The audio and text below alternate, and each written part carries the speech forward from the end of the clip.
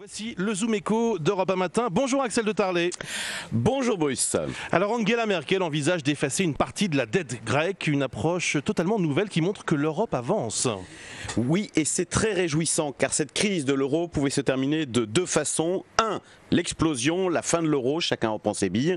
Et puis 2. Une plus grande intégration, une plus grande solidarité qui permet de faire vivre notre monnaie. Eh bien c'est cette seconde option qui est en train de l'emporter. Hier, la chancelière a expliqué dans un entretien au Bild que dès que la Grèce aura remis ses finances au carré, on pourra envisager d'annuler au moins partiellement sa dette. Ce qui est énorme politiquement car cette dette, c'est notre argent, c'est l'argent du contribuable. Donc un tel discours est très impopulaire, mais c'est le prix à payer pour que la Grèce puisse revivre. En effaçant la dette, est-ce qu'on ne risque pas d'encourager les comportements laxistes ?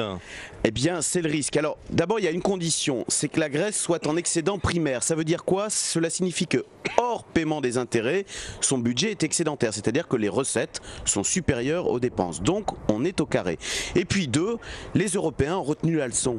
Désormais, il y aura plus de surveillance. Pierre Moscovici vient de le répéter. Il se prononce pour la création d'un ministre européen de l'économie qui, évidemment, aura son mot à dire sur chacun des budgets.